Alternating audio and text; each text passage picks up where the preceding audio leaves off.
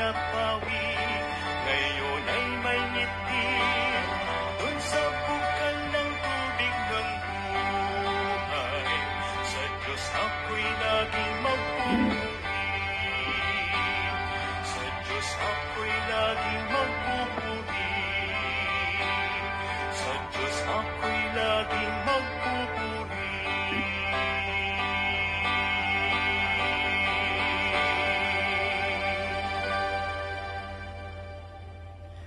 Hello everyone! Purihin po ang Panginoon. Magandang gabi po sa inyong lahat at sa bawat isa po na nasa kanilang bansa na kinaroroonan. Ipinapaabot po ng ating ministeryong ito ang pagbati po sa bawat isa sa inyo. Purihin po ang Panginoon sa kanyang kadakilaan, and I really want to praise the Lord for His protection. At masasabi ko po na naging mabunga po ang aming ministry trip patungo po sa UAE. Kaya naman po ako ay nagpapasalamat na nakabalik po kami ng safe and sound. Sa lahat po ng mga naka-tune in na ngayong gabing ito, habang hinihintay po natin ang ilan, so manatili lamang po tayo sapagkat ako po ay excited na muli makapagbahagi po ng salita ng Diyos, lalo na po sa inyo ng mga masusugid na taga-subaybay ng ating pong ministeryong Feasting on the Divine Verses online ministry. Isang gawain na itinalaga ng Panginoon upang ang kanyang salita'y maipalaganap, upang ang bawat mananampalataya ay patuloy po na mapalakas sa salita ng Panginoon, kahit na po saang lugar man kayo po nanduroon. Ano po? And of course, sa mga kaibigan na nai-invite po natin to listen para po sa pag-aaralan natin ang salita ng Panginoon. Kaya manatili lamang po kayo habang hinihintay po natin ang ilan. Muli po, nais ko munang patugtugin po ang Tagalog version ng ating pong theme song dito po sa Feasting on the Divine Verses. Ito po ang Springs of Living Water na sa Tagalog rendition po ay isinalin po ni Preacher Rico Castro. Okay, thank you so much, Preacher Rico. At siyempre pa kay Preacher Larry Lumanog, Deacon Larry Lumanog, na talaga namang isa sa ating pong nakasama ng hindi iilang panahon. At iniaayos lang po ito sapagkat ang gusto ko po, opening po natin yung Tagalog and then si Deacon Larry pa rin po sa ating closing song. It is just that ang setup po natin ngayon, wala po kasi ngayon dito si Pastor Orson, pero I am very eager na makapagbahagi po ng salita ng Panginoon, kaya medyo solo po ako ngayon. Ano po? So, and please, i-appreciate po nating patuloy ang kabutihan ng Panginoon sa ating mga buhay. Kaya po, habang hinihintay pa po natin ang ilan, pakinggan po natin muli ang ating theme song sa Tagalog rendition po sa pamagitan po ni Preacher Rico Castro.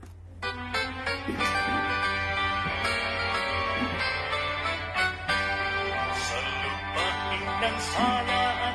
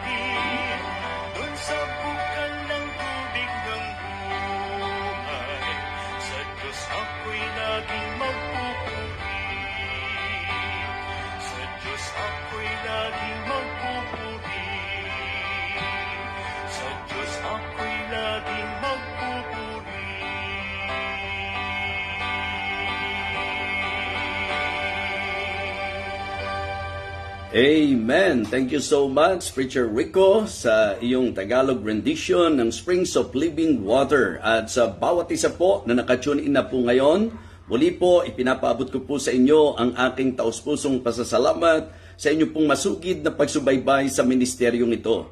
Ito po ang ministeryong pinagpala ng Diyos at ministeryong itinalaga ng Diyos upang maging pagpapala sa marami. Kaya naman po sa bawat isa na nakatune in na po ngayon, sa anumang bansa na inyo pong kinaroroonan, ipinapaabot po namin sa inyo ang pagbati sa dakilang pangalan ng ating Panginoon. Ang mga kapatiran po natin sa Japan, ang mga kapatiran po natin sa London, ang mga kapatiran po natin sa lugar po ng Canada, ganun din po ng Paris at ng mga nasa Italy.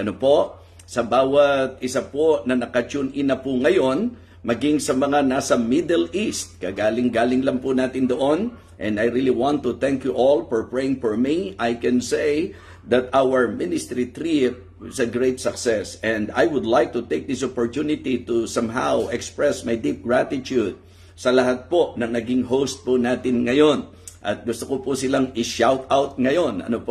So nais ko pong pasalamatan ng Panginoon kay Pastor Alex Arevalo, kasama po ang kanyang buting may bahay, at siyempre pa ang kabuuan po ng Bethany Bible Baptist Church. Thank you for inviting me, thank you for accommodating us, and thank you for your warm welcome. I really appreciate yung inyo pong ginawa po sa amin. Kaya sa mga kapatiran po natin sa Bethany Bible Baptist Church UAE, sa panguna po ni Pastor Alex Arevalo, shout out po sa inyong lahat, and I hope na makarating po sa inyo ang aking pong pasasalamat na ito. Of course, we would like to thank also Pastor June Garcia ng Abu Dhabi. Kasama na po ang kanyang buting may bahay at ang mga kapatiran natin sa Abu Dhabi. Hello sa inyong lahat dyan. Maraming salamat. Ang Bethany Baptist Church Abu Dhabi, thank you so much for giving me an opportunity to minister to your people. Na-bless po ako. Thank you po, Pastor June Garcia. Of course, last but not the least, we would like to shout out po sa mga taga Lighthouse Baptist Church ng Sharjah, sa panguna po ng ating mahal na kaibigan, Pastor Anthony Alsaga, kasama po ang kanyang buting may bahay at ang buo nilang pamilya. And of course, all the members of the church, maraming salamat po sa inyo, sa mga experiences, sa inyo pong mga treat sa amin. Sobrang na-appreciate po namin. And I am very much aware na talagang gusto nyo pong maramdaman po namin ang inyong masayang pagtanggap sa amin. Kaya muli po, shout out sa ating pong mga kaibigan, Pastor Anthony Alsaga, Pastor Alex Arevalo, at ganun din po si Pastor June Garcia. Ang prayer ko po, yung impact ng aking pong naging pagmiministeryo po sa inyo, particularly ang aking pong pangangaral, mga kapatiran, sa Bible Baptist Church, UAE, sa Bethany po, at ganun din po sa Abu Dhabi, at sa mga kapatid natin sa Sharjah. Alam nyo, ang saya-saya po ng puso ko na nakita-kita po tayo. Sa totoo lang po, it is really hard for me every time na ako po ay lumilipad, pero ang nagiging kagalakan ko po ay ang bunga ng pagmiministeryo. Kaya sa inyong lahat, muli po, maraming salamat. Okay? So, happy viewing po sa mga kapatiran po natin sa iba't ibang bansa. At ngayon po, babati lang po tayo ng ating mga birthday celebrants bago po ang ating pananalangin para sa gabay ng Diyos dito po sa ating ministeryong ito. Okay? Sige po, batiin po natin ang mga birthday celebrants po natin ngayon. Happy birthday kay Pastor Bernie Tanda. Siya po ang isa sa masipag na pastor ng Nueva Ecija. Pastor Bernie Tanda, happy birthday sa iyo. And I would like to greet also our good friend, Pastor Steve Merpuri. Happy birthday, Pastor Steve. May you enjoy your day, enjoy your celebration. And of course, we do not want to miss na mabati po natin ang aming pong coach na walang iba kundi si Coach Levy Era Jr. Happy birthday, Coach. At naway maramdaman ko ang impact ng birthday mo. Happy birthday sa iyo. And we would like to greet Sister Ruth Chavez. Happy birthday, Sister Ruth Chavez. At syempre pa, hindi natin makakalimutan kahit matagal na, si Sister Ann Munoz. Happy birthday, Sister Ann Munoz. And of course, last but not the least, we would like to greet also Sister Tintin Valdez. Happy birthday po sa inyong lahat. And may the Lord continue to bless your life. So enjoy your day. Enjoy your celebration. Ang Feasting on the Divine Verses ay bumabati po sa inyo. Shoutout po kay Preacher Romy Guevara ng Australia. Okay, shoutout din po sa mga kapatiran po natin sa Japan. Kauna-unahan kanina, si Sister Tessa, ayan, sila Sister Miho, ganun din po si Kuya Pyong, ha? Kuya Pyong. Lagi kong binibiro, Japanese po kasi si Kuya Pyong. Sabi ko, anyo nga sa'yo? Okay, so magandang gabi, Kuya Pyong, at salamat sa iyong patuloy na pagsubaybay. So paki-interpret mo, ha, Sister Miho. Of course, ang isa sa ating miss na miss lagi, and very happy to see her always, si Dang Soriano. Ate Dang, happy viewing sa iyo. So, sa mga kapatiran po natin dito sa Pilipinas, thank you so much po sa inyo pong patuloy na pagsubaybay. At sa may kinalaman po sa napakagandang polo shirt ko po, ang Diyos po ang magpala sa inyo. Thank you so much. At alam kong may story ang polo shirt na ito. To God be the glory, and thank you so much. Actually, dala ko po ito doon sa aking pong trip sa UAE. Pero dahil inalagaan naman po tayo ng mga nanduroon. So, ang sinusuot ko po doon ay yung kanila pong mga regalo. Kaya, thank you so much. At ang Diyos ang patuloy magpala sa mga generous. Ayan. Happy viewing kay Sister Erlinda Cagomo.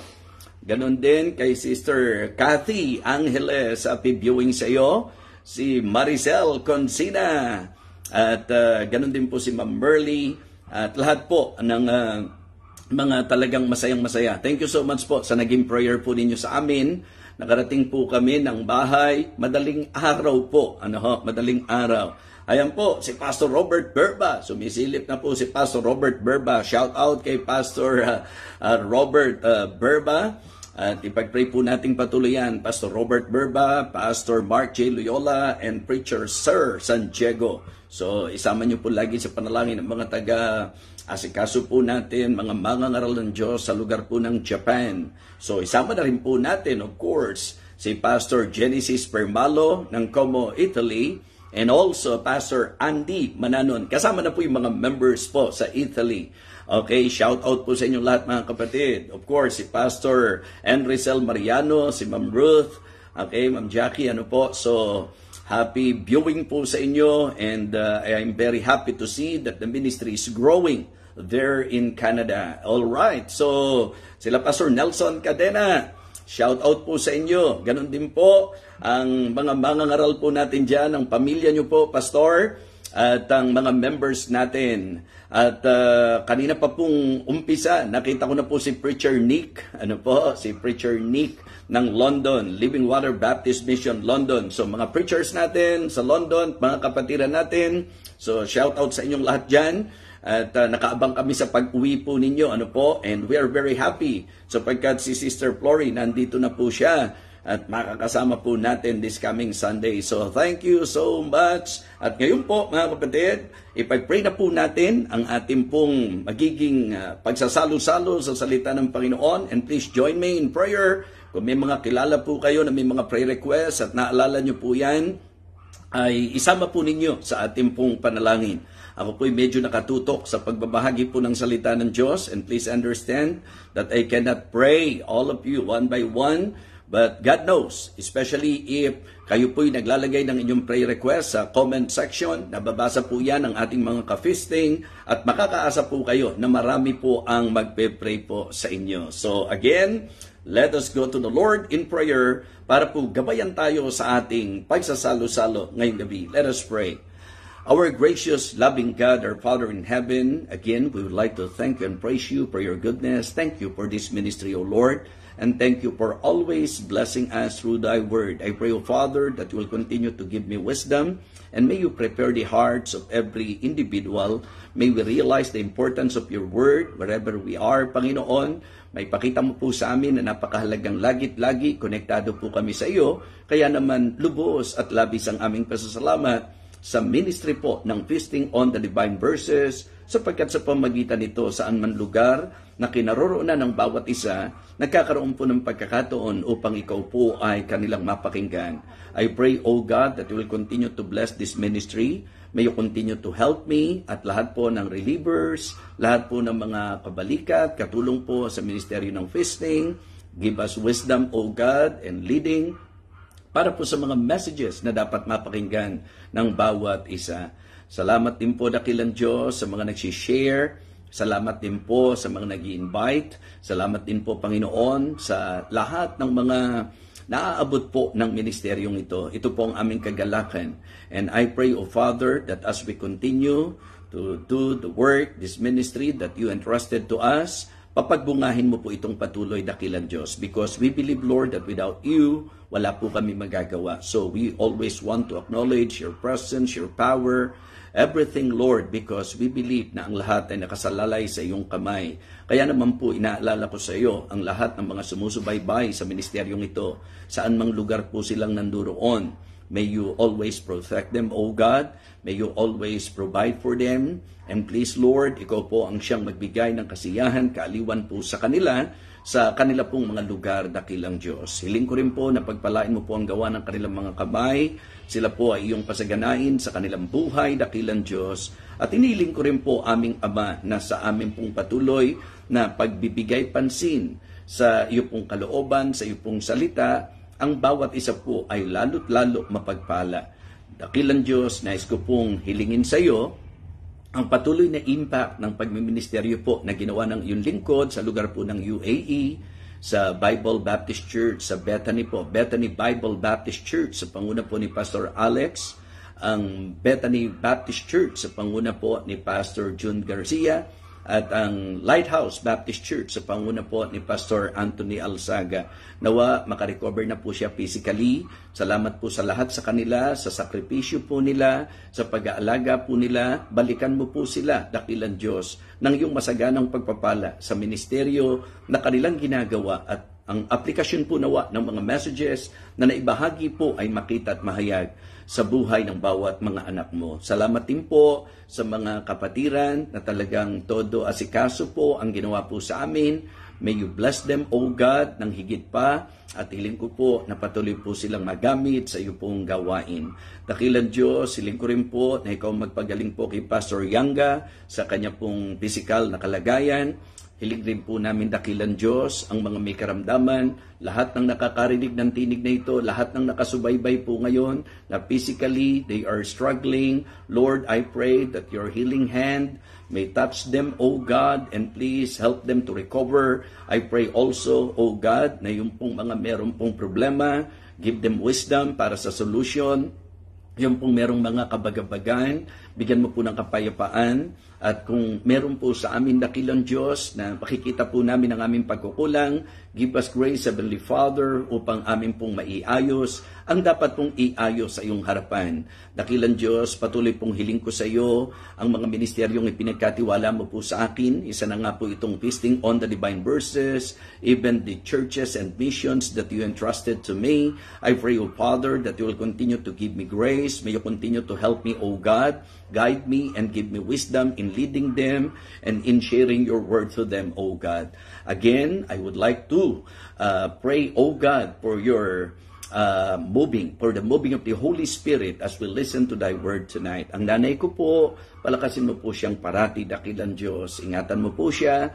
Alam ko po na sa kanyang edad, maraming kahirapan na po, pero salamat sa iyo pong pahintulot. Nayayakap pa po siya, nahalikan po namin, at nasasabihan po namin na mahal namin siya. Thank you po. Si Aida, patuloy mo pong palakasin. Yung complete recovery po ang hiling namin para po sa kanya, dakilang Diyos. Ganon din po, nais ko po na si Sister Early, yung kanyang mother. Nawa Panginoon, sa pamilya po nila, i-comfort mo po sila, palakasin mo po sila, dakilang Diyos, at hiling ko po na ikaw po ang siyang patuloy na maghahayag sa iyo ng iyong kalooban sa mga nagiging sitwasyon po namin sa buhay na ito. Ganon din po, dakilang Diyos, nais ko pong patuloy na ilapit sa iyo ang aking pong mahal na asawa, ingatan mo po siyang lagi. Ganon din po si Sophia sa kanyang pag-aaral at sa pagbabantay mo rin po lagi sa kanya para maingatan. Hiling ko po, dakilang Diyos, na ikaw po ang siyang laging umabot sa kanya. Salamat po, maging sila Sister R.A., Sister Cherry, ganon din po si Pastor Orson, Teacher Tessie, si Preacher Jojo, Sister Winnie, at hiling ko po, dakilang Diyos, na lagi gagabayan mo rin po sila. Salamat po na sila'y nagiging kabahagi po ng buhay ko sa ministry. Panginoon, si Sister Arabel, yung kanya pong present situation ngayon, yung kondisyon niya ngayon, ingatan mo po siya, at nawa yung kanilang heart's desire, magkaroon na po ng katuparan ayon sa iyong kalooban. Ganon din po ang hiling ko po para kila Doc Asel, Panginoon, sa iyo po ipinagkakatiwalang lubos. Panginoon, muli po, samahan mo po kami, gabayan mo po kami, pagpalain mo po kami, ang anniversary po ng Living Water Baptist Church sa darating po na second Sunday, ang Living Water Baptist Missions, Panginoon, ang Paranaque, ganoon din po ang Tondo, maging ang gawain po sa Pampanga sa panguna ni Pastor Mark J. Lahat po nang magse-celebrate ng anniversary. Kasama na rin po ang Maranatha International Baptist Church sa panguna po ni Pastor Resty. Lahat po nang magse-celebrate ng anniversary, maging ang iyo pong lingkod na nawa makayanan ko po ang lahat ng ito nang may karunungan mo at kapangyarihan mo, O Diyos. Thank you so much for considering me in spite of the fact that I am unworthy and undeserving, Heavenly Father. I am very thankful because of your grace. I want to thank you, Heavenly Father, for the joy that you have given me as I minister to you, O God. We praise you, we honor you, Lord. And again, sa iyo ko po itinataas ang panalangin kahilingan ng bawat isa, maging sila Apa, dakilang Diyos, sila Abi, hiling ko rin po na ikaw ang siyang patuloy na gumawa sa kanila. Si Mother Pearl, palakasin mo rin pong patuloy at ang lahat ng mga may karamdaman ngayon. Ito po, O Diyos, ang aming samo at panalangin sa dakilang pangalan po ng aming Panginoong Jesus. Amen. Amen. Okay, praise the Lord. Nandyan pa po ba kayo? Excited na po ba kayo sa message? Kung excited na po kayo sa message, please type Amen. Pakitype nyo naman ang Amen kung talagang excited na po kayo, mga minamahal. Ako po, to tell you honestly, sobrang excited po ako. I'm so excited and I can't hide it. Amen? Yes, so this time, kung handa na po tayo, buksan natin ang ating mga Bible sa Exodus chapter 14. May I request everyone, if you have your Bibles with you, pakibuksan nyo po at ang bibigyang pansin po natin ngayong gabi para po sa ating magiging pagsasalo-salo ay ang usapin tungkol sa halaga ng pagpapatuloy. Okay? Ang aking pong mensahe, sulong lang, just go forward. Isa sa paborito ko pong istorya ng Israelites, ito pong aking ibabahagi sa inyo ngayong gabi, mga minamahal. Okay? Napakahalaga po nito, ha? Sulong lang, abante lang, just go forward. Okay? So kung nakita na po, Exodus chapter 14, beginning verse number 1. And the Lord spake unto Moses, saying, Speak unto the children of Israel, that they turn and encamp before Pihahiroth, between Migdol and the sea, over against Baal-zephon, before it shall ye encamp by the sea. For Pharaoh will say of the children of Israel, They are entangled in the land. The wilderness hath shut them in. And I will harden Pharaoh's heart, that he shall follow after them. And I will be honored upon Pharaoh and upon all his host, that the Egyptians may know that I am the Lord. And they did so. And it was told to the king of Egypt, that the people fled. And the heart of Pharaoh and of his servants was turned against the people, and they said, Why have we done this, that we have let Israel go from serving us? And he made his chariot and took his people with him. And he took 600 chosen chariots, and all the chariots of Egypt, and the captains over every one of them. And the Lord hardened the heart of Pharaoh, king of Egypt, and he pursued after the children of Israel, and the children of Israel went out with an high hand. But the Egyptians pursued after them, all the horses and chariots of Pharaoh, and his horsemen, and his army, and overtook them encamping by the sea, beside Pihahiroth, before Baal-zephon. And when Pharaoh drew nigh, the children of Israel lifted up their eyes, and behold, the Egyptians marched after them, and they were sore afraid. And the children of Israel cried out unto the Lord. And they said unto Moses, because there were no graves in Egypt, hast thou taken us away to die in the wilderness? Wherefore hast thou dealt thus with us to carry us forth out of Egypt? Is not this the word that we did tell thee in Egypt, saying, let us alone, that we may serve the Egyptians? For it had been better for us to serve the Egyptians than that we should die in the wilderness. And Moses said unto the people, fear ye not, stand still and see the salvation of the Lord, which he will shew to you today. For the Egyptians whom ye have seen today, ye shall see them again no more forever. The Lord shall fight for you, and you shall hold your peace. And the Lord said unto Moses, wherefore criest thou unto me? Speak unto the children of Israel that they go forward. Let us go to the Lord in prayer. Minsan pa, aming amang Diyos, kami po ay nagpapaabot ng aming papuri sa iyo sa kalayaan na meron po kami to study your word.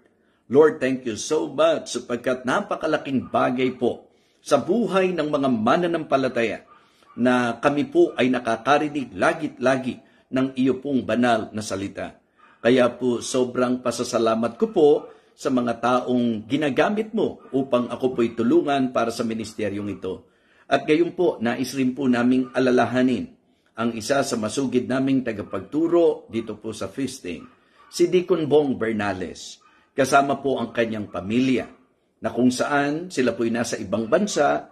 Lord, we pray for your protection and please, Lord, continue to give them enjoyment. Bless them, O God. At hiling ko po na magamit mo pa silang patuloy sa iyong ministeryo. Minsan pa, Ama, kami po ay nagpapasalamat na makakarinig kami muli ng iyong mensahe.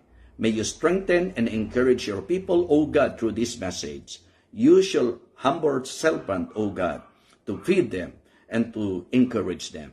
Thank you so much for all of these things we ask in Christ's most precious name. Amen. Amen. Okay, praise the Lord.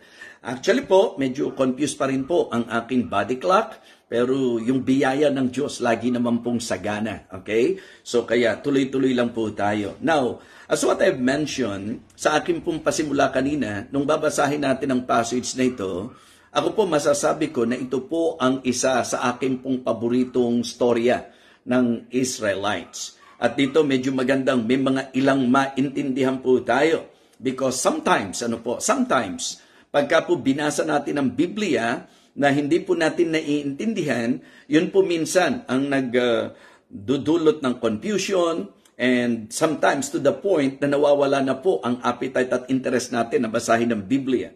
Tulad na lang po halimbawa ng isang medyo para sa akin po, medyo nakakakuha ng atensyon. Yung pong sabihin na, and the Lord hardened the heart of Pharaoh.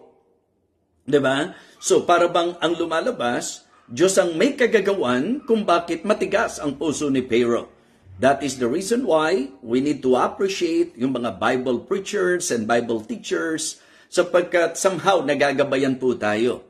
Siguro po mga kapatid, makatutulong po na para hindi po ang Diyos ang ating ilagay doon po sa masasabi nating lugar na parang kagagawan din pala ng Diyos kung bakit sila pinahirapan, kagagawan din pala ng Diyos kung bakit sila. Yan po ang mga drama natin sa buhay na kailangan po magkaroon tayo ng clear understanding because if not, misleading po yan.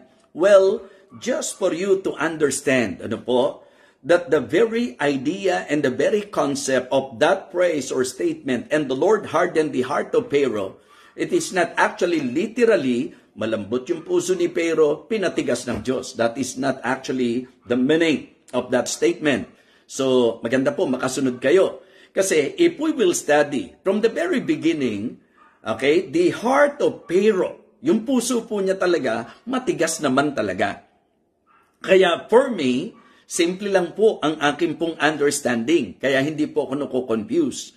Nang ibig sabihin lang po ng statement, and the Lord hardened the heart of Pharaoh, maging nung kanyang mga servants, ang ibig sabihin lamang po nun mga kapatid, sa pagkakataong yan, pinahintulutan ng Diyos, pinayagan ng Diyos na sige lang kung ano po yung natural heart ni Pharaoh, na matigas naman talaga. Okay, happy viewing po Ma'am Teso, na matigas naman talaga. Diba? Kaya mali po na magiging understanding natin, para bang ang idea po, malambot ang puso ni Pero, maganda ang puso ni Pero, pinapangit ng Diyos, so pinatigas ng Diyos. That's not the point. Because if we will study, doon po sa turo ng salita ng Diyos, naturally, talagang ang Pero, mga kapatid, matigas talaga ang puso niyan. Ano ho? Kita nyo naman yung kalupitan niya doon po sa bayan ng Diyos, sa Israelites. So wala pa po yung praise na yon, wala pa po yung statement na yon. Makikita nyo po na sa background, sila po ay inalipin ng napakahabang panahon, at sa pang-aalipin po sa kanila, talagang masasabi natin na hindi lang basta inalipin, binusabos, sinaktan, pinahirapan, kinawawa. Yun po yung kalagayan nila. Yung ba'y gawa ng may malambot na puso? Kaya maganda pong bigyan pansin nyo po yung sinasabi ko sa inyo, para po yung mga Bible critic, hindi po nagkakaroon ng dahilan para sabihin, may conflict sa salita ng Diyos. No, it is just our understanding.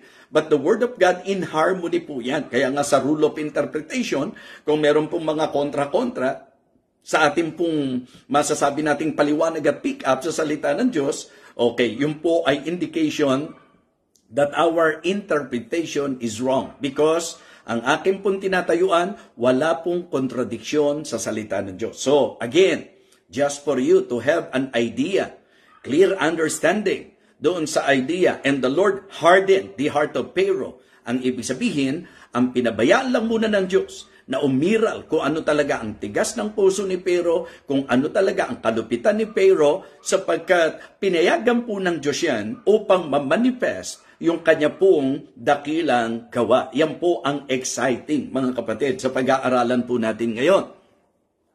Kasi kung isa-summarize ko po sa inyo, doon po sa talatang binasa natin, una, sa buhay natin, nandyan po yung order, di ba? Yung command, yung kalooban ng Diyos, yung utos ng Panginoon.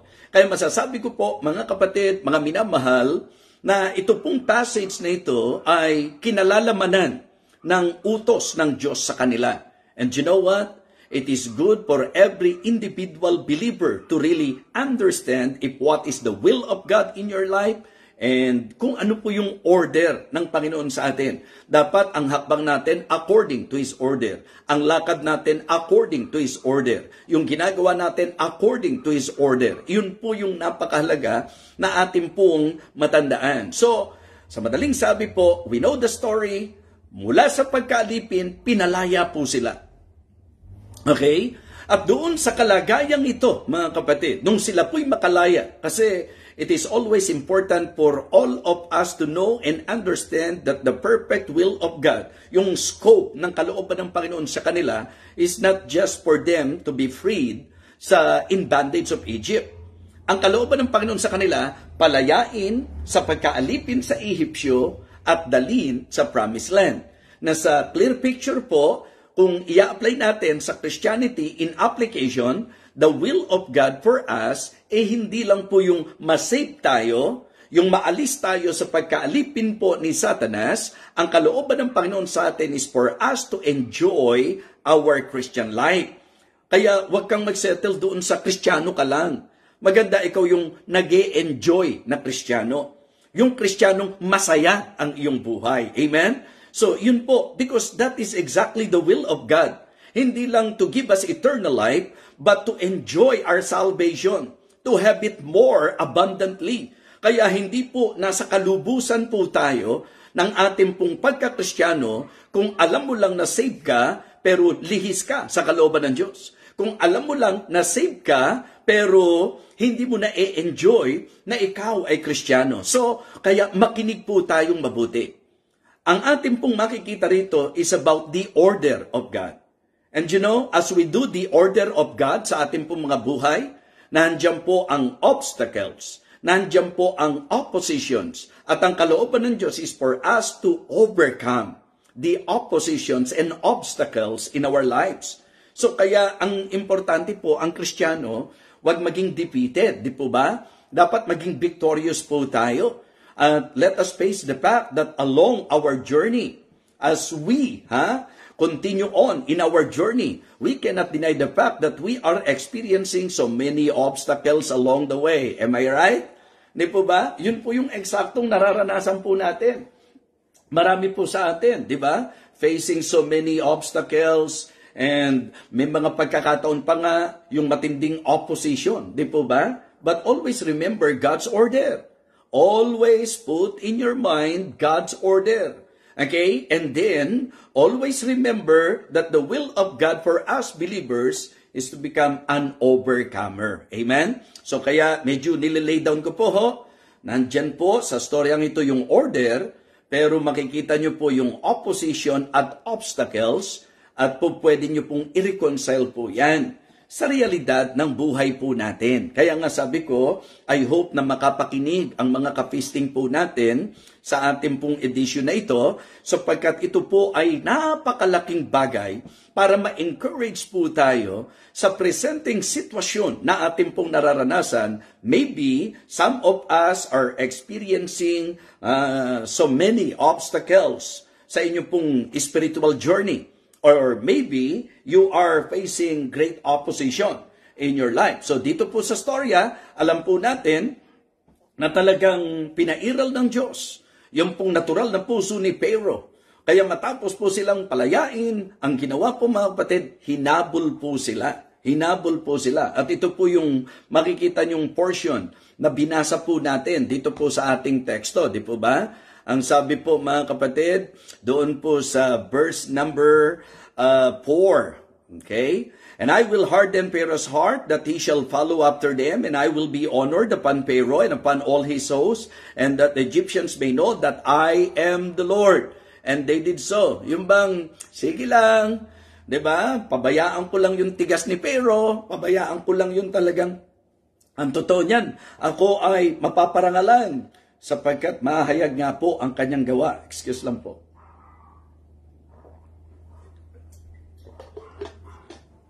Kaya dito po, yun ang eksaktong sinabi po, mga kapatid.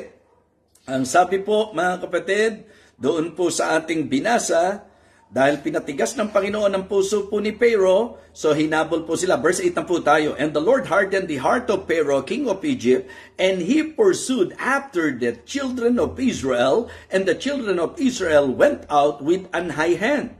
But the Egyptians pursued after them all the horses and chariots of Pharaoh and his horsemen and his army, and overtook them encamping by the sea beside Pihahiroth before Baal-zephon. And when Pharaoh drew nigh, and the children of Israel lifted up their eyes, and behold, the Egyptians marched after them, and they were sore afraid, and the children of Israel cried out unto the Lord. You see? Ito po nangyari sa bayan po ng Panginoon. At sinasabi ko po sa inyo, maybe presently, nandun ka sa ganong sitwasyon, na nangyayari din po sa atin yan. Na para bang, kasi literally po ito, yung sinasabi po ng Bible, di po ba? But the Egyptians pursued after them. Literal po ito, all the horses of chariots of Pharaoh, and his horsemen, and his army. So, yan po literal. Sa atin po, mga kapatid, sa totoo lang po, sa totoo lang, yung pong buhay po natin bilang Kristiyano, talagang nandyan po yung mga masasabi po nating naglalarawan kay Pharaoh o doon sa mga Egyptians na talagang humahabol po sa atin. Kaya nga, napakaganda po ng tagpong ito sapagkat yung pong makikita nyo naging katayuan po ng Israelites sa maraming pagkakataon, parang ganun tayo. Naranasan nyo na po ba yan? Yung bang ang dami mong kinatatakutan sa buhay. Yung bang kapag ka po pinag-usapan po natin, yung mga obstacles, persecutions, o kaya mga problema natin sa buhay, naranasan nyo na po ba na talagang takot na takot tayo, nandoon yung matinding pangamba natin. In fact, yung iba po to the point na parang gusto na po nilang questionin ng Panginoon sa idea po nung blaming God for allowing that thing to happen. Okay? Have you ever come to that point of your life na parang gano'n na po, mga kapatid? Kung sakali po na kayo'y nalagay na sa gano'n, ito po nangyari po sa bayan ng Panginoon. In fact, what they did, bine-blame po nila si Moises, mga kapatid. Yung kanila pong leader. Okay? Pero again, as we all understand, sa sinabi po ng mga previous verses, mga kapatid, mahayag dito yung gawa po ng Panginoon. Kaya nga, ang solusyon talaga, pagka may problema, diba, ang solusyon, kapit sa Panginoon, hindi layo sa Panginoon, hindi question sa Panginoon, hindi i-blame ang Panginoon. So, ang ibig sabihin lang, every obstacles and oppositions in life should put us or bring us doon po sa realization that you cannot live alone, that you always need God in your life. So, wag kang lalaban sa sarili mo lang, wag kang lalaban sa iyong lakas. Ang kailangan po, always acknowledge that you need God. Kung ikaw ay merong karamdaman, ang panghawakan mo Diyos. Kung ikaw ay may problema, ang panghawakan mo Diyos. Kung ikaw ay may mga mabibigat na sitwasyon sa buhay, kapit, lapit sa Panginoon. Amen? Yan po yung paalala po dito. Pero tingnan nyo po dito sa nangyari. Ang nangyari po, kasi ang tao po pagkatakot na, kapag ka po medyo masasabi nating worried na, di ba? Struggled. Ang tendency po, lalong magka-loko-loko po ang takbo at diskarte po sa buhay. Alam niyo po mga kapatid, ang sabi po ng verse 10 again, And when Pharaoh drew nigh, the children of Israel lifted up their eyes, and behold, the Egyptians marched after them, and they were sore afraid, and the children of Israel cried out unto the Lord. And they said unto Moses, Because there were no graves in Egypt, hast thou taken us away to die in the wilderness? Wherefore hast thou dealt thus with us to carry us forth out of Egypt? Is not this the word that we did tell thee in Egypt, saying, Let us alone, that we may serve the Egyptians? For it had been better for us to serve the Egyptians than that we should die in the wilderness. Just try to imagine. Yung klase ng ganong pag-iisip, mga kapatid, na kung saan po mga kapatid, ipinupunto nila na mabuti pang alipinin sila doon sa Egypt kaysa malagay sila sa ganong sitwasyon. Tatandaan niyo po, walang kanasa-nasa sa buhay natin kahapon. Wala po tayong masasabi na dapat maging regret sa ginawang pagliligtas ng Diyos sa atin at kung saan tayo nilagay ng Panginoon ngayon. Kahit may problema ka pa, what I want you to realize is that hindi mo pa rin po pwedeng sabihin na mas okay ka noon. Hindi po. Hindi kailanman okay ang buhay na wala sa Diyos. Hindi kailan pa man okay ang buhay na malayo sa Diyos. Hindi kailanman magiging okay na ang Diyos ay hindi mo kasama sa buhay mo. Kaya ang pinaka-okay na buhay ay yung pong idea na nasa Panginoon ka. Kaya nga, mali po yung sinasabi at konsepto ng iba na pag naging Kristiyano ka, wala ka ng problema. Pag naging Kristiyano ka na, hindi ka na magkakaproblema. Yun po, mga mali pong kaisipan yan. Tatandaan nyo po na pagka Biblia ang ating pong pinagbatayan, hindi po totoong pag Kristiyano ka, wala ka ng problema. Kristiyano, hindi Kristiyano, parehong may problema pa rin po tayo. Ang kaibahan lang, pag Kristiyano ka, kasama mo ang Panginoon. Noon pa naman, kahit nung unbeliever ka, ang dami mo na rin problema, ang dami mo na rin pinagdadaanan. At ang mabigat sa kalagayan mo noon, solo mo yan, bit-bit mo yan. Ngayong nasa Panginoon ka, oo, may problema pa din. Pero ang blessing, kasama mo ang Panginoon. May paglalagakan ka ng iyong problema. So, narito po, biniblame na po nila si Moses. Tingnan niyo po ang sabi ng verse number 13. And Moses said unto the people, Fear ye not. Stand still. Yan ang trabaho po ng mga pastor. Yan po yung ginagawa namin sa kabila ng lahat ng mga sitwasyon na may mga pagkakataon po, napakadali para sa mga miyembro na kapag ka nahihirapan sila, kapag kami hindi sila magandang sitwasyon, ang pagbuntunan po yung kanilang pastor. Alam niyo po, kung kayo po may pinagdadaanan, lapitan niyo ang inyong pastor, hindi para i-blame. Lapitan niyo po siya upang kayo po itulungan sa panalangin na ilapit po tayo sa Panginoon. Tingnan niyo po, bine-blame po nila yung leader. Pero anong sabi ni Moses? And Moses said unto the people, fear ye not, stand still, and see the salvation of the Lord. For the Egyptian, which you have seen today, okay, you have seen them again no more forever. You shall see them again no more forever. Yan po yung statement of faith ni Moses. Kasi ang alam talaga ni Moses, kasama nila ang Panginoon. And that is for me, dapat maging sapat sa atin. At ito po yung kanyang diniin, the Lord shall fight for you. You shall hold your peace. Alam niyo, pag tinignan po natin, kung hindi mo pangahawakan na ipaglalaban ka ng Panginoon, bibitaw ka talaga eh. Bibigay ka talaga eh. Sige po, i-consider natin literally. Gaano karami yung chariots of Pharaoh? Gaano sila, masasabi nating kalakas ang puwersa? Gaano sila katindi? Kakayanin ba sila ng Israelites? Inalipin nga sila eh. Binusabos nga po sila eh. Sa madaling salita, by sight, wala po talagang masasabi po nating posibilidad na matatalo po nila. Walang posibilidad, mga kapatid, na papapangyari po na madadaig po nila. Ito pong Egyptians sa leadership po ni Pharaoh.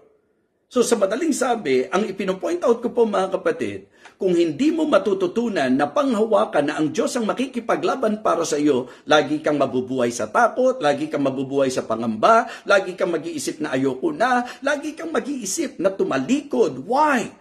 Kasi yun yung magiging bunga sa iyo nung kaisipang problema mo yan. Mga kapatid, napakagandang ma-reach natin yung point ng ating spiritual life na ang pangahawakan natin in all circumstances, in all situations, as long that you are obeying the order of God in your life, pangahawakan mo that God will be the one to fight for you, and because of that, pwede kang kumalma. Amen? Pwede lang po tayong maging kalmado, mga kapatid. Pwede kang maging kalmado, pwede kang maging confidente, pwede kang maging courageous. Okay? Ano man ang sitwasyon, if you really believe that God is the one, okay, fighting for you, God will fight for you, then be calm. Be courageous and be confident. Kaya kapag dumarating na po tayo doon sa punto na taranta na tayo, ang ibig sabihin lang, hindi ka nangahawakan na ipinakikipaglaban ka ng Diyos.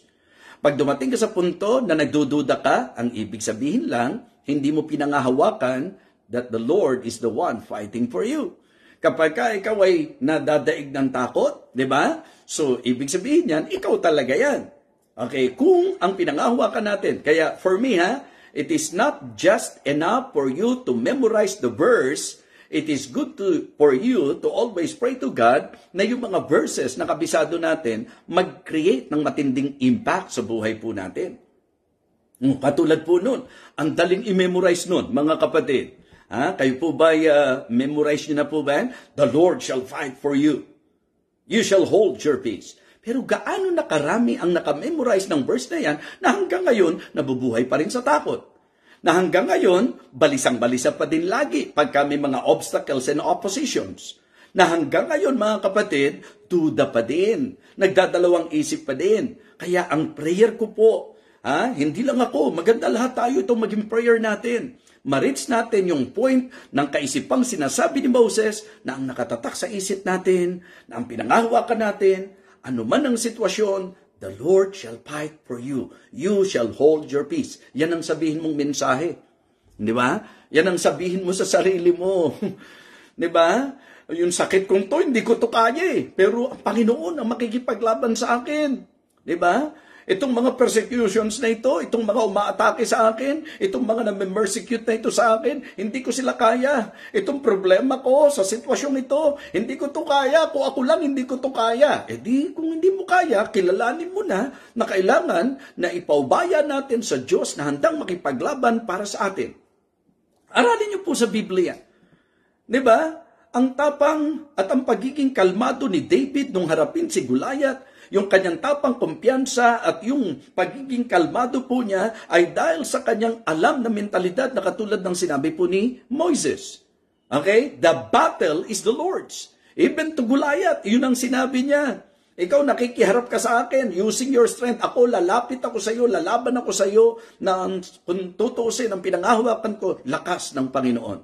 How many times in your life na talagang halos totally bumigay ka na at bumitaw ka na sapagkat ang tingin mo, parang alam mo yun, hindi ko na kaya. Kailan ba natin talaga kaya? Yun ang problema. Kadalasan, pag iniisip mo kaya mo, binabaliwala mo ang Diyos. Mga kapatid, mga minamahal, ang lagi nating panghawakan ay yung pong sinasabi ni Moses, the Lord shall fight for you. You shall hold your peace. Kaya tingnan niyo po, ang yaman ng talata eh. Anong sabi po ni Moses sa kanila? And Moses said unto the people, eto po yung mga sinabi niya, fear ye not. Diba? Stand still. Kumbaga, huwag kayong matakot. Kalma lang kayo, kalma lang kayo. And see the salvation of the Lord, which He will show to you today. For the Egyptians, whom ye have seen today, ye shall see them again no more forever. Alam niyo po, kung laway lang na ganun, kung salita lang ganun, at wala pong clear truth na ipepresent, lahat yun nakatungtong doon sa, the Lord shall fight for you. You shall hold your peace. Kaya di ako naniniwala doon sa mga Kristiyano na sinasabi nila, naniniwala akong ang Diyos ang nakikipaglaban para sa akin. Pero hanggang ngayon, gigil pa rin at gustong gumante sa sarili niyang paraan. Yung mga talagang nakakaranas ng hindi magandang sitwasyon, tapos hindi mapakali na talagang ginugulong sarili at buhay para lang po mai-express yung kanilang galit at kapuotan. Mga kapatid, ang isang Kristiyanong totoong naniniwala na ang Diyos ang nakikipaglaban sa kanya, titiyakin ko na siya magiging calm, composed, siya po'y magiging courageous, at siya po'y magiging confident. Amen? Confident. Kung yung tatay nga natin, kaya nating ipangahas di lalo na yung tatay natin sa langit. Amen?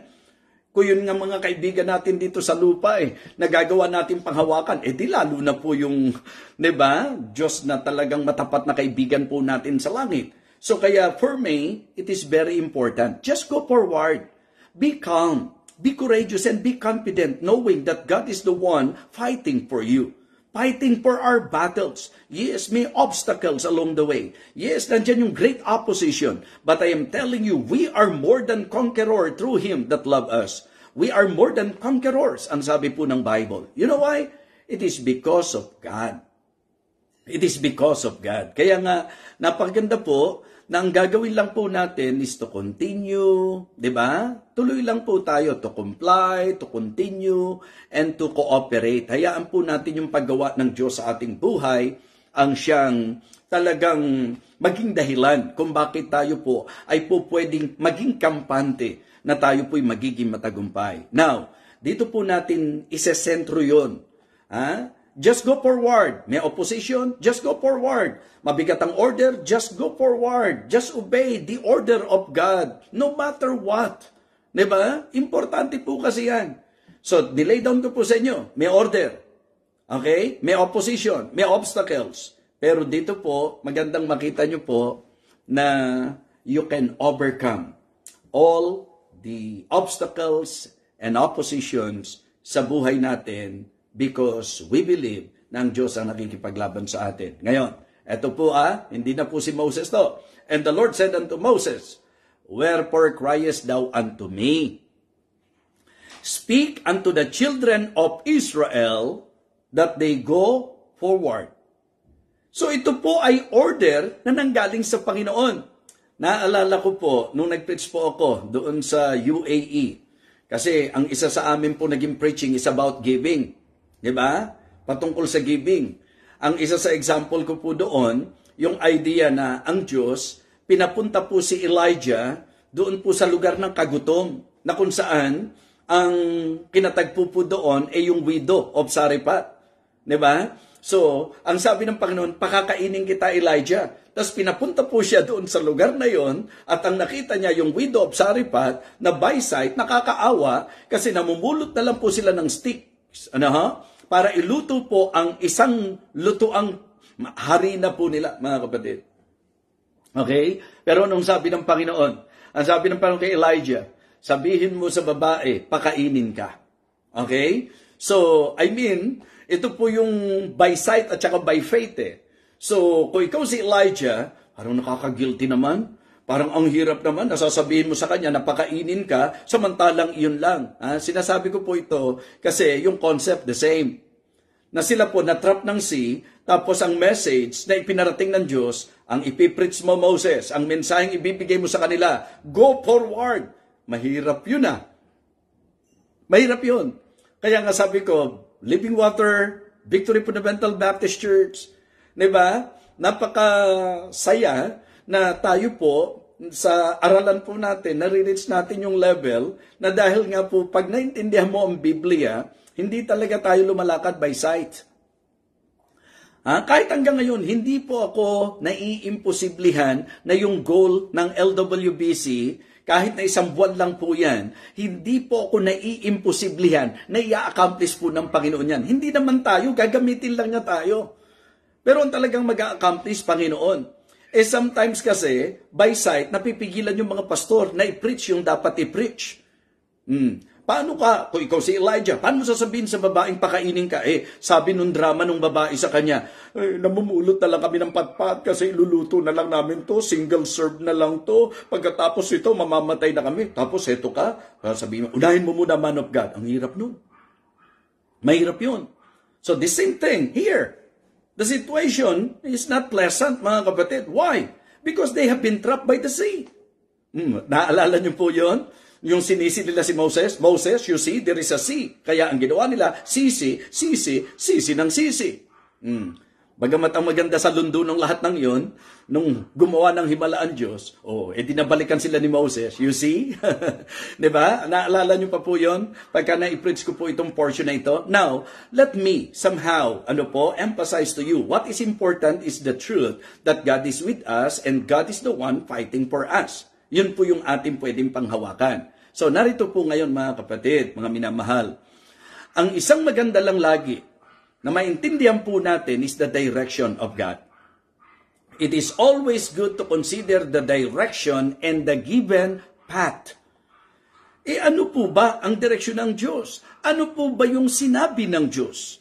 Mga kapatid, kadalasan, ang ating pong nagiging batayan sa hakbang natin, ano ba ang sitwasyon? Ano na ba ang kalagayan ngayon? Ano na ba ang, hinaharap natin ngayon? Ang ating pong laging dapat maging concern is the direction and the given path of God. Sa akin po, yun yung napatunayan ko po in my life. That as believer in Christ, it is always to know the direction and the given path. Diyos po ang magsasabi. Huwag yung ikaw. Hindi ba sabi ko nga, ang mabigat sa marami, hahakbang, gagawa ng desisyon, tapos uutusan ng Diyos, i-bless mo po Panginoon itong pinasok ko i-bless mo po ito Panginoon yung naging desisyon ko i-bless mo po Panginoon itong hakbang ko Ang tanong ko sa iyo, kanino bang hakbang yan? Sa iyo yan Ano ba guarantee mo na sa desisyon mo, sa hakbang mo, sa kaisipan mo, sa iniisip mo, maganda mararating mo? Bakit doon ka pa sa hakbang mo, desisyon mo, samantalang pag-order ng Diyos, direksyon ng Panginoon, sure-gurado ka. Amen? Lagi tayong sure kapag ka-direksyon ng Panginoon. Kaya in this story, it is good to consider always the direction and the given path. Ito ang blessing sa story na ito. Yung ipinauunawa po sa atin. Ang importante kapatid, direksyon ng Diyos. Diba? Kung ano yung given path, doon ka. Kaya nga si Joshua, diba, nung nawala si Moses, ganon din ang bilin niya Huwag kang liliko sa kaliwa o sa kanan man. Ibig sabihin po, ang importante sa usapan sa Diyos ka, yung direksyon ng Diyos ang sinusunod mo. Hindi mo susundin ang direksyon ng Diyos, tapos pag napariwara ang buhay mo, pati Diyos sinasama mo sa sinisisi mo. Kaya ka ba nandyan sa kalagayan mo dahil sinunod mo ang Diyos? O kaya dyan ka nandyan sa kalagayan mo dahil yan ang gusto mo? And then pag hindi naging maganda bunga, sisisihin po natin ang Panginoon. Mga kapatid, mga minamahal, hindi pa po huli ang lahat. So ang importante po, kahit na may chariots of Pharaoh pa, natutugi sa iyo. Kahit na may mga oppositions and obstacles pa along the way, as long as you are very sure that what you are treading, the path that you are treading is God's direction, I am telling you, my friend, I am telling you, brothers and sisters in Christ, that if you are treading the direction of God in your life, you will never go wrong. Ang problema lang minsan, doon po sa pagsunod natin sa Panginoon, susubukin ka ng Panginoon kung hanggang saan ka susunod. Nung hindi lang kaagad umayo sa paningin mo, ang naiisip mo na lumihis, kumaliwa, kumanan, wag. Importante po yan. So, ang unang dinidiin ko po sa inyo is about the direction and the given path. It is also good to appreciate in this story the demonstration of great power, of God's great power. Una, the direction and the given path of God. Second, the demonstration of the great power of God. Hey, how about in your life? Yun ang hindi magandang mamiss natin. Maganda po na lagi tayong may patotoo na kapangyarihan ng Diyos sa ating buhay. Amen po ba? Yung bang hindi ka magmamalaki kasi alam mo that the reason why na-conquer mo ang fear mo, ang reason why alam niyo po yun, nakaka-survive ka, ang reason kung bakit hindi ka nabubuhay sa takot, ang reason kung bakit malakas ang loob mo, ang reason kung bakit confidente ka, it is because of the power of God. Okay? Isang bagay po na lagi kong sinasabi. Para pagdudahan mo, halimbawa lang, ilustrasyon lang po ito. May kaibigan ka, laging nandyan. Sa mga panahong kailangan mo, laging nandyan. Tapos, iniwanan ka na ng marami, siya nandyan pa rin. Okay? Kung ikaw yung kaibigan, at isang araw, mararamdaman mo na pinagdudahan ka ng kaibigan mo, na tinayuan mo sa lahat ng sitwasyon niya sa buhay, hindi ba magdaramdam ka? Hindi ba sasakit ang loob mo? Okay? Kaya ko sinasabi itong illustration na ito because we cannot deny the fact that this is very true in your life with God. Mula pa sa past mo, mula pa sa nakaraan mo, naisip mo ba kung ano na mga pinagagawa ng Panginoon? Nagdududa ka sa pangangailangan mo ngayon na ibibigay kaya ng Panginoon? Samantalang napakarami ng panahon na nangailangan ka na handyan lagi ang provision ng Panginoon. So, difficult situations in life, even dangerous situations in life, lahat ng mga sitwasyon natin sa buhay, even the obstacles and oppositions na ating pong kinakaharap, pagkakataon yan for God to manifest His power, to manifest what He can do. And I am telling you tonight, whatever situations na kinaroroonan mo ngayon, gamitin natin pagkakataon yan upang ang kapangyarihan ng Diyos ay mahayag, mga kapatid. And you know what? This is what I realize in my life, that the more na napapatunayan mo ang kapangyarihan ng Panginoon, the more na ikaw ay tumitibay, tumatatag sa iyong pananampalataya. So, you better consider yung mga pinatunayan na ng Panginoon sa iyo para hindi ka madaig ng pag-aalala, para hindi ka madaig ng pagkabalisa, para hindi ka madaig ng pagkatakot. Mga kapatid, mga minamahal, sinasabi ko po sa inyo, hindi po tayo iniligtas ng Diyos para maging miserable. Hindi ka iniligtas ng Diyos para mapariwara ang buhay mo. Iniligtas ka ng Diyos hindi lang dahil gusto niya na sa langit ka pupunta. Iniligtas ka ng Diyos dahil gusto ng Diyos na sa lupa ka lang ma-enjoy mo ang buhay mo. And for you to enjoy your life, being a believer, it is always good to consider the direction and the given path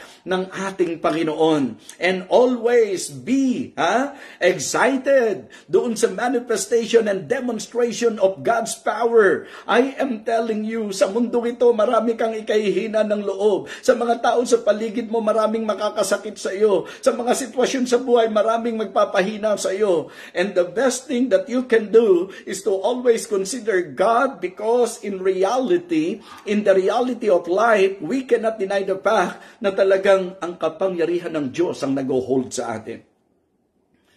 Subukan nyo lang pong mag-isip. Subukan nyo lang pong balikan. Kasi sometimes, yung pag-exaggerate natin, yung forgetting those things which are behind, you should know the context of that passage. Pero it is always good to remember what the Lord did. Kasi siya mismo gusto niyang ipaalala sa atin yan. Pag nagka-problema ka ngayon, kung umakto ka, parang hindi ka kayang tulungan ng Diyos. Samantalang pag nag-isip ka, kahapon, ang bigat-bigat din ang problema mo eh. Ang akala mo rin kahapon, hindi ka na makakalagpas eh. Ang akala mo rin, hindi ka na makakaraos eh. Tama po ba ako, mga minamahal? How many times in your life na nag-isip ka na gusto mo nang bumitaw, bumigay dahil ang tingin mo hindi mo makakaya, pero dahil natutunan mong pangawakan ng Diyos, anong ginawa ng Diyos? Inihayag niya ang kanyang kapangyarihan, and then matapos mo mapatunayan ang pagiging makapangyarihan ng Diyos, heto ka pa rin. So laging ang itatak mo sa isip mo, the direction and the given path of God. Ang laging itatak mo sa isip mo, the demonstration of great power, of the great power of God. At ang laging itatak mo sa isip mo, the defender of God's people. Di ba? So, sino ba talaga ang tagapagtanggol mo? Sino ba talaga ang defender mo? Okay? Remember, one of my messages, God is my dad. D-A-D, God is my dad. Nilagyan ko po nung acronym yung dad. Di ba? Siya ang ating deliverer. Siya ang ating avenger. Siya ang ating defender. Amen? Deliverer, hindi ba nilabas sila? Avenger, hindi ba ang Diyos ang nakikipaglaban at gumaganti para sa kanila? Defender, hindi ba ang Diyos ang sumasangga sa kanila? Ikaw, ako, ang claim natin, God is our dad. Diba? We can cry, Abba, Father, Daddy, Father. He is our dad. And always remember, He is your deliverer, He is your avenger, He is your defender. Kaya sa anumang sitwasyon mo sa buhay mo, katulad ng sinabi ni Paul, di ba? Ang linaw ng sinabi po ni Apostol Pablo, at my first answer, no man stood with me, but all men forsook me. I pray God that it might not be laid to their charge. Notwithstanding, the Lord deliver me. Di ba? From the mouth of the lion. And the Lord shall deliver me. So God is our deliverer. Tapos pag may umapis sa'yo, manghawakan ka na alam ng Diyos yan at alam ng Diyos ang gagawin sa mga umapis sa'yo. Huwag mo ipagtanggol ang sarili mo. Huwag ikaw ang makipaglaban. Pag ikaw, manggigigil ka. Pag ikaw, magngingit-ngit ka sa galit. Magpakasaya ka sa buhay mo at panghawakan mo, God is my defender. God is my avenger. God is my deliverer. Amen? God is our dad. Deliverer, avenger, and defender. And here we can again see in the story how the Lord, di ba? Kung paano sila dinepensahan ng Panginoon. So, kaya pala, alam niyo po yun, kaya pala pinayagan ng Diyos yung matigas na puso ni Pharaoh kasi may gusto siyang patunayan sa kanyang mga anak, ipakita sa kanyang mga anak.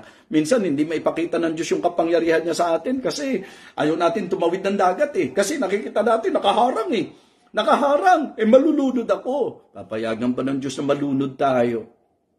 Hindi, at kailanman, hindi. Aralin niyo po buhay natin. Kailan tayo napapariwarak? Kailan tayo nagiging, alam niyo po yon, kailan tayo nagiging miserable? Pag sinusunod ba natin ang Diyos? Hindi ba? Kadalasan po, kung magpapakatotoo tayo, kaya tayo nasa sablay, ginawa natin yung gusto natin. Pinilit natin yung gusto natin. Pero kahit kaano kahirap ang buhay, basta yan ang order ng Panginoon, and then susunod ka, kahit na with the opsaripat yan, pakakainin ka ng Diyos. Kahit last meal mo na lang yan, kayang isustain ka ng Panginoon. So, ganun din po mga kapatid, kahit napakatinding dagat pa ang nakaharang sa iyo, kung ang direksyon ng Diyos, go forward. Just go forward. Just go forward. Why? Because God will do great miracle. So, the demonstration of great power, of God's power, the defender of God's people, sino po? Siya mismo. The Lord shall fight for you. You shall hold your peace. I hope na napapalakas po ang loob natin ng mensaheng ito. Kasi ang nakalagay sa puso ko ngayon, medyo, yun nga, maging encouragement po sa posibleng presenting kinalalagyan po natin. Okay?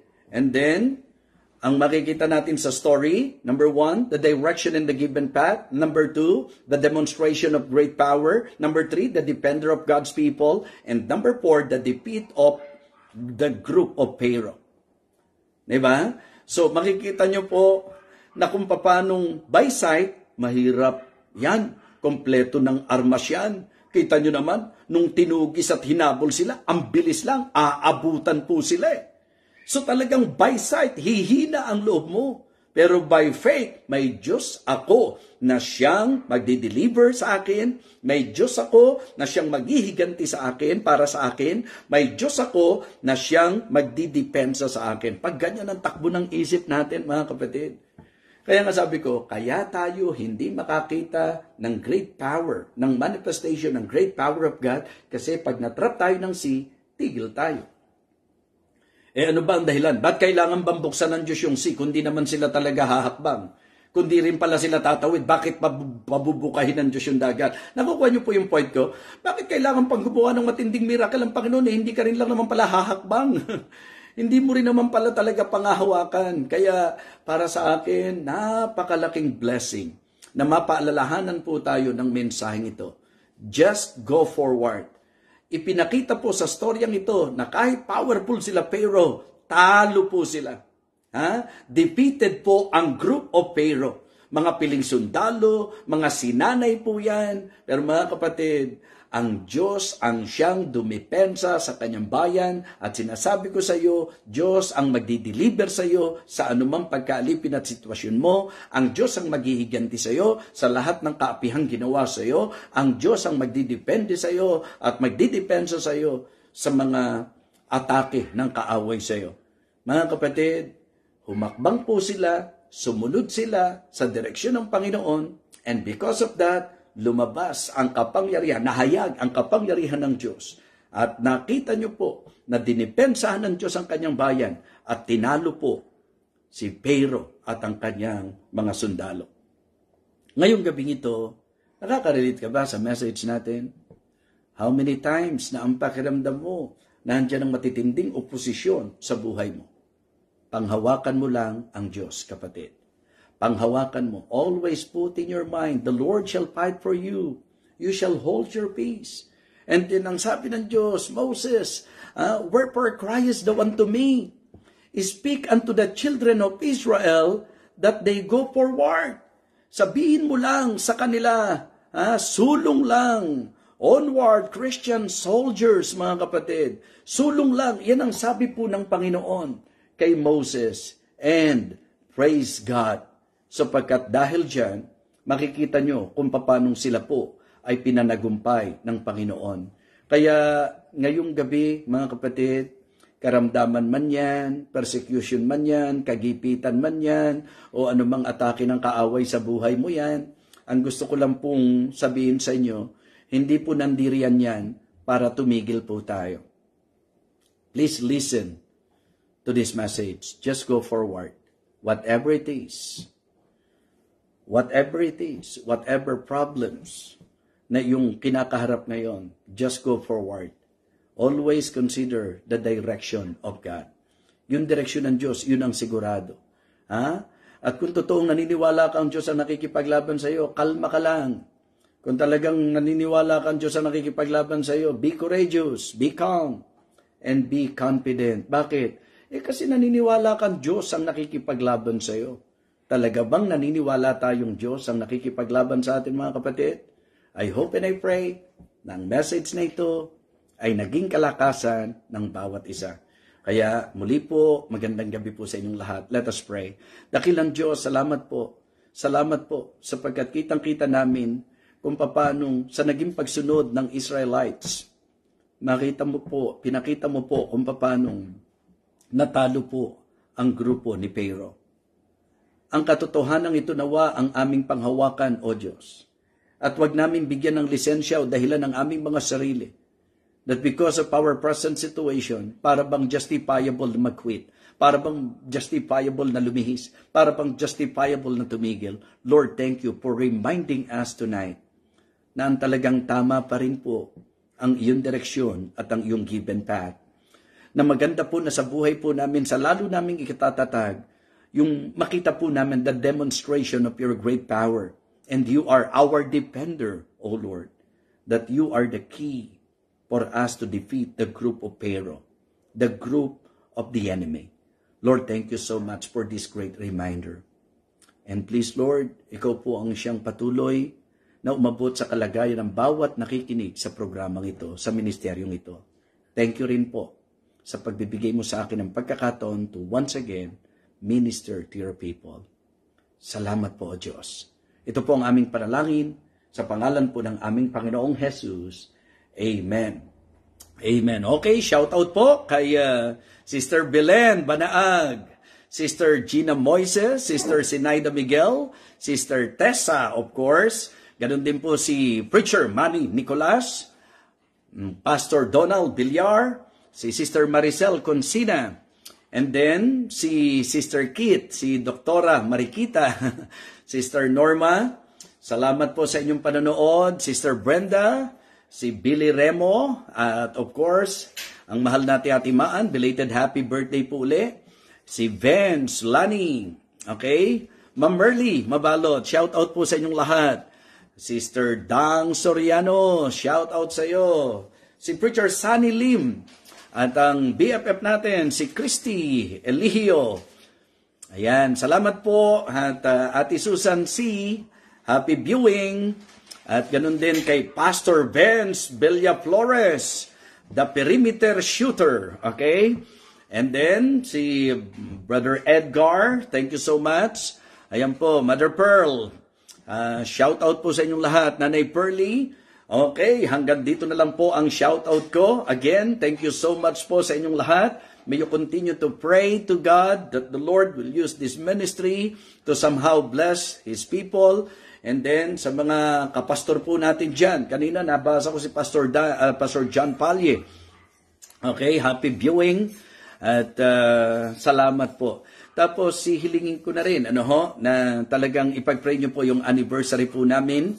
Ang sentro po ng anniversary po ng Living Water ay ang pag-ibig sa Diyos sa pamagitan ng pag-ibig sa lost at pag-ibig sa laborer. Loving the Lord by loving the lost and the laborer. So, please do pray for that. At hindi po namin para i-accept ang lahat ng mga pastors, yung mga imbutido lang po this time because ang mga members po natin ay mas gustong sumentro doon po sa talagang mga bunga ng ating pong ministeryo. Kaya praise the Lord po and thank you so much sa bawat isa. Muli po, maraming salamat sa bawat kapatiran natin na nasa iba't ibang lugar.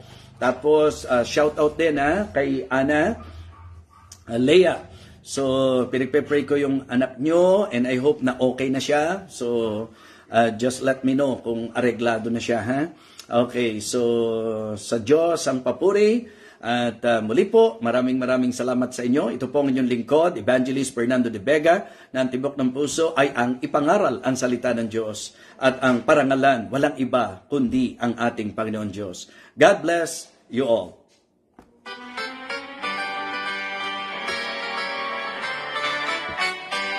Sa lupain ng sala at kahihiyan, nauhaw ang aking kaluluwa. Ngunit dahil kay Kristo ako'y naligtas, ngayon ako'y payap at may tuwa. Dun sa bukal ng tubig Maring Gina, shout out sa'yo. Sige, tatapusin ko tong kanta ito. Shout out ako sa inyo. dun sa bukal ng tubig ng buhay, sa Diyos ako'y laging magpupuri.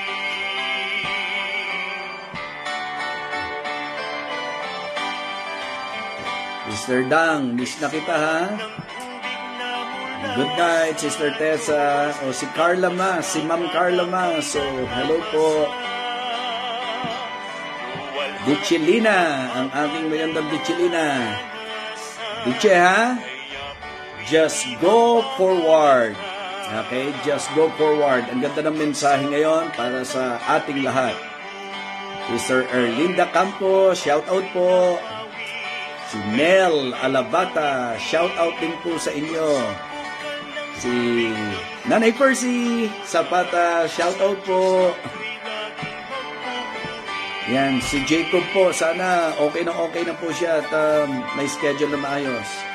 Pastor June Mas, hello, Pastor June Mas.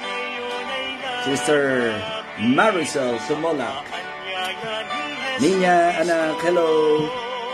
Nagtatapos na lang tayo ng ating music at magpapaalam na po ko sa inyo. magpapasa si Willery Eya Miguel. Hello po sa La Union.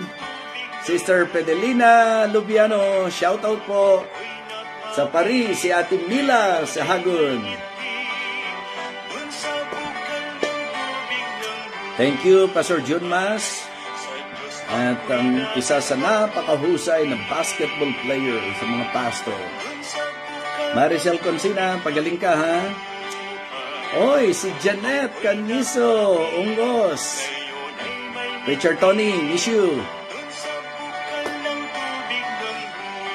Ayan, naka-shoutout ako ngayon ha? Edgar White. Oh, from India. So, thank you for watching, ha? Edgar Landisa White.